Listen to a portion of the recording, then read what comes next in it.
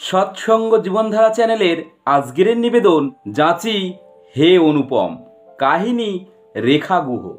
জীবনের সংকট মুহূর্ত থেকে যিনি দয়া করে উদ্ধার করেন তার সেই স্মৃতিগুলো স্মৃতিপথে উদিত হতে থাকে এবং মনে ভাব হয় তার কথায় আনন্দ, তার কথা শ্রবণে আনন্দ এবং তাকে দর্শনে আনন্দ। একাধারে তিনি অন্তর্যামী এবং বর্তমানের দিশারি। বাংলা 1413 2006 গৌহাটিতে নববর্ষ উৎসব ও ঋত্বিক সম্মেলন হবে বিশাল আকারে। সব রকম প্রস্তুতি চলছে। পূজ্যপাদ দাদা সবাইকে সব রকম দায়িত্ব দিয়েছেন এবং পূজনীয় বাবাইদা, পূজনীয় সিপাইদা, পূজনীয় বিঙ্কিদা সবাই তাদের দায়িত্ব পরিপালন করছে কিনা তা দেওঘর থেকে পরিচালনা করছেন। আমার স্বামী শ্রদ্ধেয় দিলীপ রঞ্জন গুহকে কোনো রকম দায়িত্ব অর্পণ করেন নাই। উনি রোজ সকালে 7টায় মন্দিরে চলে যেতেন এবং উৎসবটা যাতে সুষ্ঠুভাবে সম্পন্ন হয় সেই কাজে লেগে যেতেন।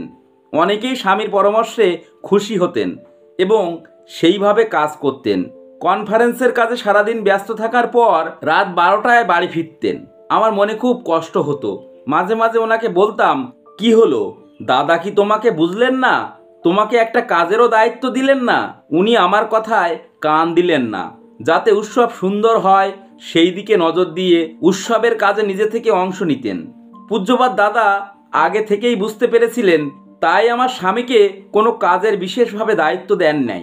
24শে মার্চ সকালবেলা আমাদের ঠাকুর ঘরের সামনে একটা পর্দা ছিল। সেই পর্দাটাই একটু উপরে ছিল। আমি ও আমার স্বামী বাড়িতে একাই ছিলাম। 23শে মার্চ রাত্রে আমি ওনাকে বললাম কাউকে পেলে পর্দাটা খুলে দিতে বলতাম, পর্দাটা ধুয়ে দিতাম।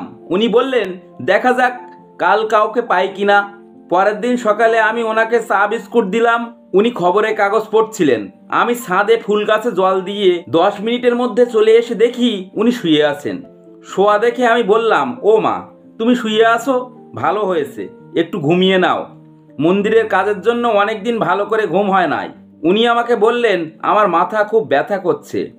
সুমন, আমার ছেলেকে একটা খবর দাও যেন তাড়াতাড়ি গাড়ি নিয়ে চলে আসে। আমি পর্দা খুলতে গিয়ে পড়ে গিয়েছি। মাথায় খুব যন্ত্রণা করছে, মাথাটা অনেক ফুলে গেছে। আমি ও সুমন তাড়াতাড়ি হসপিটালে নিয়ে গেলাম। ডাক্তার দেখেই সাথে সাথে ভর্তি করতে বললেন। ভর্তি করার পর চিকিৎসা আরম্ভ হয়ে গেল। মাথার ভিতরে ক্ষত হয়েছে, ব্লাড সুগার ও ব্লাড প্রেশার বেড়ে গেছে। সুমন পূজ্যপাদ দাদাকে সমস্ত বিবরণ জানালো। দাদা খবর পাঠালেন কোনো চিন্তা না করতে, ঠিকমতো চিকিৎসা চালিয়ে যেতে। চিকিৎসা চলছে, একদিন একটু ভালো একদিন একটু খারাপ, সেইভাবেই চলছে। হঠাৎ একদিন ডাক্তার আমার 2 দাদাকে বললেন আত্মীয় স্বজনদের খবর দিয়ে দেন, ওনার অবস্থা আমরা বুঝতে পারছি না। আমার 2 দাদা সেখানে উপস্থিত ছিলেন। পূজনীয় বিঙ্কিদা আমার ছেলে সুমনকে বললেন তোমার 2 ভাই বোনদের খবর দাও চলে আসতে, ওদের দেখলে বাবা অনেকটা ভালো হয়ে যাবেন। ওরা আগেই এসে গিয়েছিল, অবস্থা আরও খারাপ। আমরা পাগলের মতো হয়ে গেলাম। কোনো উপায় না পেয়ে মন্দিরে রওনা হয়ে গেলাম। সুমন অর্ধেক রাস্তা যাওয়ার পর মাথা ঘুরে পড়ে গেল। পরম দয়ার ঠাকুর আমাকে কি শক্তি দিয়েছিলেন জানি না, সুমনকে ধরে নাম করতে থাকলাম। আস্তে আস্তে সুমন ঠিক হলো। একটু পরেই মন্দিরে প্রবেশ করলাম। ঠাকুর প্রণাম করে বেরিয়ে দেখি ঠিক সেই সময়ে পূজ্যপাদ দাদা গৌহাটি মন্দিরে প্রবেশ করছেন। আমাকে ও সুমনকে দেখেই পূজ্যপাদ দাদা জিজ্ঞাসা করলেন। আমাদের চোখ দিয়ে হতাশার জল ঝরছিল। সুমন দাদাকে বলল, আগে ডাক্তার বলল বাবার শেষ অবস্থা। পূজ্যপাদ দাদা এত সুন্দরভাবে আমাদের বুঝিয়ে বললেন বাবা সেরে উঠবেন, চিন্তা করিস না। আর বারবার আমার মুখের দিকে তাকাচ্ছেন। আমার মনে হলো পূজ্যপাদ দাদার দয়া পেয়ে গেলাম। মনে অনেকটা স্বস্তি পেলাম, মনটা একটু শান্ত হলো। দাদা বললেন, সুমন, মাকে নিয়ে বাবার কাছে চলে যা। আমরা হাসপাতালে গিয়ে দেখি 2 জন ডাক্তার দাঁড়িয়ে। আমার দাদা ও সুমনকে কি যেন বললেন। সুমন ও ভাই বোন সবাই খুব চিন্তিত। আমি ওদের বললাম আমাকে কিছু বল, ওরা আমাকে কিছু বলছে না। পরদিন বিকালে একটা দামি ইঞ্জেকশন কলকাতা থেকে আনা হলো। সেই ইঞ্জেকশন গুয়াহাটিতে পাওয়া যায়নি। ডাক্তার বললেন এটা আমাদের শেষ চেষ্টা, যদি ভালো হয় এটাতে হবে, না হলে আমাদের কিছু করার নাই। সুমন ইঞ্জেকশনটা আমার হাতে দিয়ে বলল, মা, এটা ধরে ঠাকুরের নাম করে দাও। আমরা নাম করে সেটা ডাক্তারকে দিয়ে দিলাম। ডাক্তার ইঞ্জেকশন পুশ করলো। ওনার একটু একটু পরিবর্তন হতে থাকলো। পরদিন পূজনীয় বাবাইদা, পূজনীয় সিপাইদা ও পূজনীয় বিঙ্কিদা ওনাকে দেখতে হাসপাতালে আসলেন। আমার স্বামী তন্দ্রাচ্ছন্ন অবস্থায় প্রায় সময় বলতেন, পূজ্যপাত দাদা এসে আমাকে অনেক কিছু বলে গেছেন, আমি ভালো। কয়েকদিনের মধ্যেই উনি অনেকটা ভালো হয়ে গেলেন। ডাক্তার বলেছেন এটা একটা মিরাকেল হলো, এমন রুগী কখনো ফেরে না। আমার দৃঢ় বিশ্বাস পরম পূজ্যপাত দাদাই গুয়াহাটিতে এসে আমার স্বামীকে রোগ মুক্ত করে হাত ধরে তুলে উঠালেন।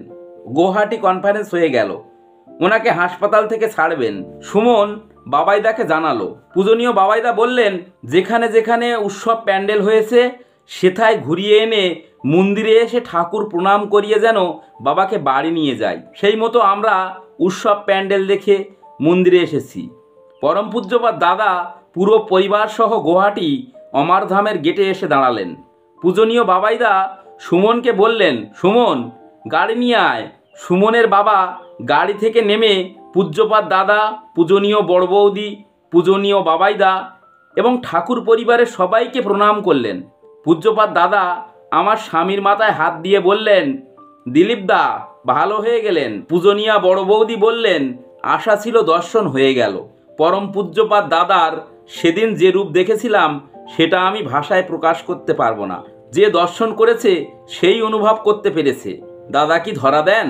আমার স্বামীর অসুস্থতার সময় সুমনের ছেলের জন্ম হয়, আমাদের নাতি। পরম পূজ্যপাত দাদা নাম দিলেন দ্যুতিমান। পূজনীয় সিপাইদা বললেন, দিলীপ দা আমরা নাতি আপনাকে সারিয়ে তুলল। পূজ্যপাত দাদা বললেন, নাতির জন্যে বেঁচে গেলেন। নিজে সেই অভিনব খেলা দেখিয়ে চুপ করে বসে থাকলেন, কাউকে কিছু বুঝতে দিলেন না। আমাদের পরিবারই বুঝতে পারল পরম পূজ্যপাত দাদাই আমার স্বামীর নতুন জন্ম দিলেন। এরপর পরম পূজ্যপাত দাদা গৌহাটি মন্দিরে কয়েকদিন এসেছিলেন। আমার স্বামী মাঝে মাঝে গিয়ে মন্দিরে দাদার সামনে বসতেন। পরম পূজ্যপাত দাদা হঠাৎ একদিন গম্ভীর গলায় বলে উঠলেন, দিলীপ দা শোনেন, এবার শেষ, আর পড়লে সারাতে পারবো না। এখন থেকেই বুঝতে পারি দাদা একথা কেন বললেন। পূজনীয়া বড় বৌদি বা কেন বললেন, আশা ছিল দর্শন হয়ে গেল। পরম পূজ্যপাত দাদা ও পূজনীয়া বড় বৌদির বেদ বাক্যগুলি যেন অক্ষরে অক্ষরে ফলে গেল। পূজ্যপাত দাদা ও বাবাইদা বুঝতে পেরেছিলেন কনফারেন্সের সময় উনি অসুস্থ থাকবেন, তাই ওনাকে কাজের দায়িত্বভার দেন নাই। এসব হয়ে যাওয়ার পর আমরা বেশ ভালোভাবেই দিন কাটাচ্ছিলাম। একদিন এক ভদ্রলোক আমাদের বাড়িতে আসলেন এবং বললেন, দিলীপদার কুষ্ঠিটা দেখি। দিলীপদার আয়ু মাত্র 50 বছর ছিল। কি করে এতদিন আছেন? উনি একজন জ্যোতিষী ছিলেন। কুষ্ঠি দেখেই বলে দিলেন। পূজ্যপাত দাদাই নানাভাবে আমার স্বামীকে ইষ্ট কাজে ব্যস্ত রেখে বাঁচিয়ে রাখলেন এতদিন। সবাই সুস্থ থাকবেন, ভালো থাকবেন। সবাইকে রানান্দিত জয়গুরু। বন্দে পুরুষোত্তম।